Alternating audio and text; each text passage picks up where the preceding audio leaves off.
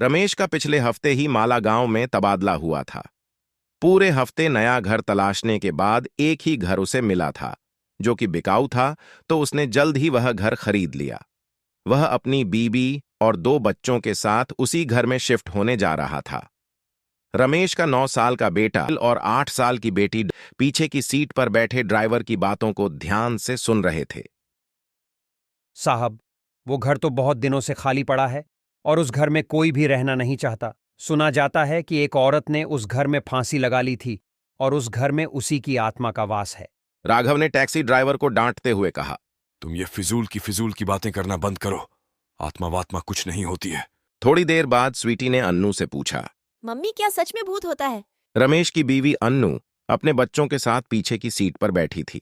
अन्नू ने दोनों बच्चों को समझाते हुए कहा, नहीं बच्चों, भूत भूत नहीं होता है। अंकल तो कहानी सुना रहे थे।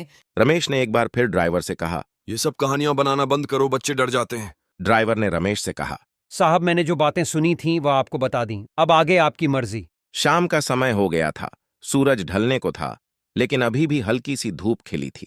रमेश ने ड्राइवर से पूछा, अभी और कितना समय लगेगा? ड्राइवर ने जवाब दिया, बस पहुंच ही गए साहब।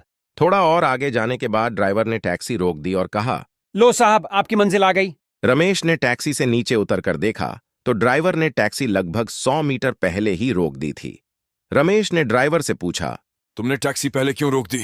अभी थोड़ा और आगे चलो। ड्राइवर ने जवाब दिया, साहब, अब मैं और आगे नहीं जाऊंगा, भले ही आप मेरे पैसे काट लीजिए। शाम के समय कोई भी यहां नहीं आता।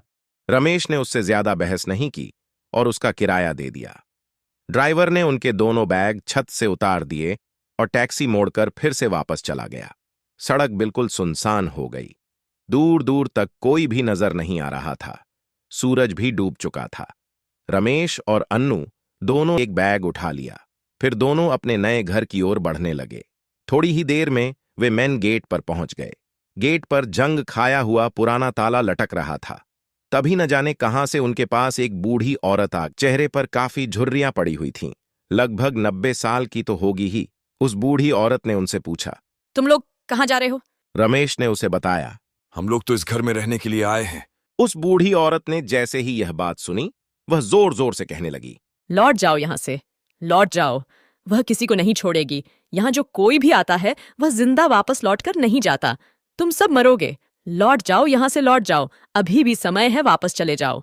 तभी उस घर का चौकीदार राम से वहां आ गया और उसने उस बूढ़ी औरत को वहां से भगाते हुए कहा, चल बुढ़िया, निकल यहाँ से, भाग। कुछ भी बकती रहती है, पागल कहीं की। साहब, आप इसकी बातों पर ध्यान मत दीजिए। ये तो पागल बुढ़िया है, कुछ भी बकती रहती है। आप घर में चलिए। रामसे ने जंग लगी सरियों से बने गेट पर लटक रहे ताले को खोलते हुए कहा, इस घर की देखभाल और माली का भी काम मैं ही करता हूँ। दरअसल रामसे ही उस घर की देखभाल रखता था और वह माली का भी काम करता था। रामसे ने गेट खोला। घर काफी पुराना लग रहा था। धूल और पत्तों से सारा घर ढका हुआ था। उस घर के आसपास कोई दूसरा घर भी नहीं था। दूर दूर तक केवल जंगल ही जंगल था। राम सिंह ने दोनों बैग अपने हाथ में उठा लिए और अंदर जाकर घर का दरवाजा खोल दिया। राम से घर में चला गया। पीछे पीछे वे चारों लोग भी अंदर चले गए। घर के अंदर उनकी आवाज गूंज रही थी। सारे घर को मकड़ियों ने अपना घर बना रखा था।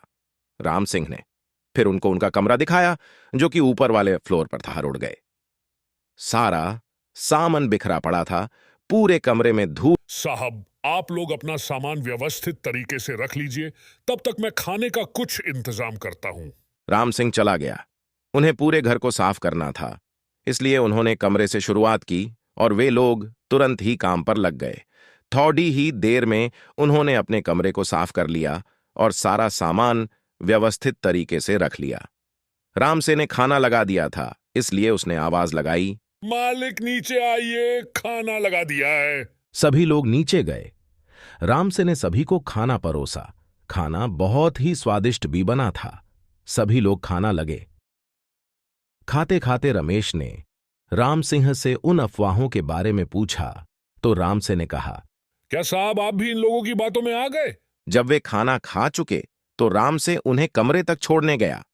रमेश ने देखा कि उसके कमरे के पास एक और भी कमरा था जिस पर बहुत बड़ा सा ताला लटक रहा था। रमेश ने पूछा, इस कमरे में ताला क्यों लगा है? रामसे ने उस कमरे के बारे में कुछ नहीं बताया और हंसकर बात टाल दी। रामसे ने रमेश से कहा, साहब, आप इस कमरे के बारे में मुझे कुछ नहीं पता। बस आप इस कमरे के अंदर मत जाना और ना ही इसे खोलन की कोशिश करना। जितना हो सके इस कमरे से दूर ही रहना। रामसे ऐसा कहकर वहां से चला गया। फिर वे सभी लोग कमरे में आ गए। अन्नू ने रमेश से पूछा, स्वीटी कहाँ है? किसी को नहीं पता स्वीटी कहाँ गई। आखिर स्वीटी कहाँ है? अब इस भूतिया घर में इन सब का क्या होगा? इसके लिए देखे पार्ट 2। वीडियो को लाइक, शेयर करें और इस चैनल को सब्सक्राइब